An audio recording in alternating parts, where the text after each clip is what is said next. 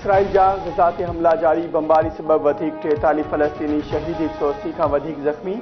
Israel घरनि ऐं पनाहगीर कैंपुनि खे निशानो बणायो। फ़लस्तीनी मीडिया मूजिबि दीर अल बला ऐं जवालिया में बमबारी सबब 17 माण्हू शहीद, केतिराई ज़ख़्मी। रफ़ा में बेघर फ़लस्तीनियुनि ते हमले में 11 माण्हू शहीद।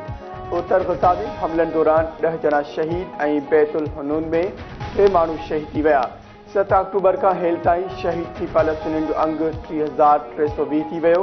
71,533 खां वधीक ज़ख़्मी थी चुका।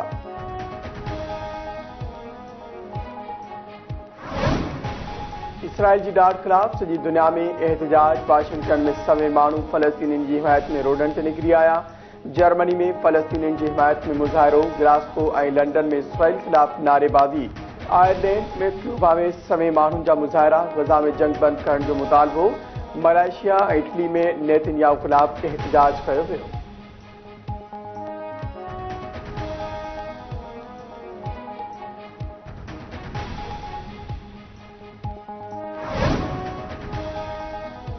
नओं वज़ीर आज़म केरु हूंदो? मुल्क जे नए वज़ीर आज़म जी चूंड अॼु थींदी। नून लीग जी शहबाज शरीफ ऐं सुन्नी इत्तेहाद काउंसिल जे उमर अयूब विच में मुक़ाबिलो।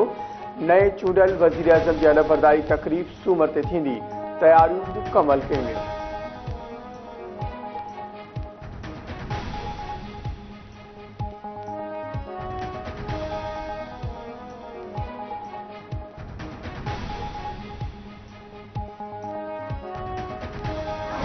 बलूचिस्तान की सिविल सोसाइटी के जहाँ तक मिसिंग पर्सन का इशू है, ये एक कंटेंशियस इशू रहा है, एक कंट्रोवर्शियल इशू रहा है और हमारा कोशिश ये भी होगा कि अपना रेकन्सिलिएशन के पॉलिसी के मुताबिक हम ऐसा पार्लियामान में एक कमेटी बनाएं जो पार्लियामानी कमेटी का कोशिश हो कि इस इशू को भी हम मिल बैठ के एड्रेस करें। पीपल्स पार्टी चेयरमैन पारां बलोचिस्तान जी गुम थियल माण्हुनि लाइ पार्लियामानी कमेटी ठाहिण जो ऐलान। बिलावल भुट्टो ज़रदारी जी मीसाकी मुफ़ाहिमत लाइ समूहियुनि जमायतनि खे दावत। मिसिंग पर्सन जा मसइला हल करण जी कोशिश कंदासीं। पुरअमन एहतजाज करण सभिनी जो हक़ आहे। इस्लामाबाद में वेठल माण्हुनि खे बलोचिस्तान जे मसइलनि जी ख़बर नाहे। बिलावल भुट्टो ज़रदारी जी कोयटा में प्रेस कॉन्फ्रेंस। सरफराज बुगटी ग्वादर जो दौरो करे थियल नुक़सान जो इज़ालो करण जी हिदायत। चवे थो ग्वादर में बरसात सबब घणो नुक़सान थियो आहे। वॾो वज़ीर सरफराज बुगटी पंहिंजो पहिरियों दौरो ग्वादर जो करे। कोशिश हूंदी त नेशनल एक्शन प्लान तहत दहशतगर्दी जो मुक़ाबिलो कंदासीं। असां मुफ़ाहिमती सोच सां बलोचिस्तान में हुकूमत हलाईंदासीं।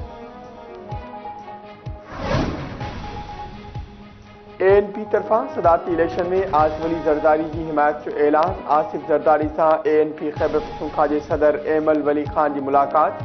अॻूणे सदर आसिफ अली ज़रदारी ऐं एमल वली ख़ान में सियासी सूरतहाल ते ॻाल्हि ॿोल थी।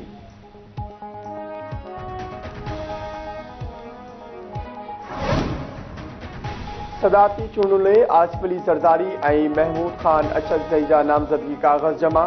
फारूक एश नाइक ऐं सलीम मांडवीवाला इस्लामाबाद हाई कोर्ट में आसिफ अली ज़रदारी जा नामज़दगी काग़ज़ जमा कराए छॾिया। Islamabad high court chief justice Aamir नामज़दगी काग़ज़ वसूल कया। सुन्नी इत्तेहाद काउंसिल तरफ़ां लतीफ़ खोसा, उमर अयूब, मोहम्मद ख़ान अचकज़ई जा नामज़दगी काग़ज़ जमा कराया। सिंध जे वॾे वज़ीर मुराद अली शाह आसिफ अली ज़रदारी जी सदारती उम्मीदवार तो नामज़दगी काग़ज़ जमा कराए छॾिया। वॾो वज़ीर PP अॻवान निसार अहमद खोड़ो, शर्जील मेमर, नादिर मक्सी ऐं ॿियनि सां गॾु सिंध हाई कोर्ट पहुतो। नामज़दगी फारम सिंध हाई कोर्ट जे चीफ जस्टिस अकील अहमद अब्बासी वटि जमा कराया विया। पीपल्स पार्टी ऐं नून लीग समेत इत्तेहादियुनि जी सदारती उम्मीदवार आसिफ अली ज़रदारी ऐं सुन्नी इत्तेहाद काउंसिल महमूद ख़ान अचकज़ई विच में 9 मार्च ते मुक़ाबिलो थींदो। बलोचिस्तान जे नए चूंडियल वॾे वज़ीर जबलनि ते वेठल माण्हुनि खे क़ौमी धारा में शामिल थियण जो मशवरो ॾेई छॾियो।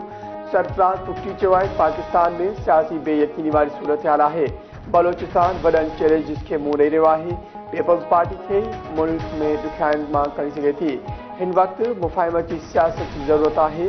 जबलनि ते वेठल माण्हू मुख्य धारा जो हिसो बणिजनि। आईन सिक्योरिटी फोर्स चौकट में कुछ इतलाती ऑपरेशन ISPR मूजिब कार्रवाई दौरान 3 दहशतगर्द मारिजी विया, 4 ज़ख़्मी। दहशतगर्दनि जे कब्ज़े मां हथियार ऐं धमाकेदार मादोर थियो।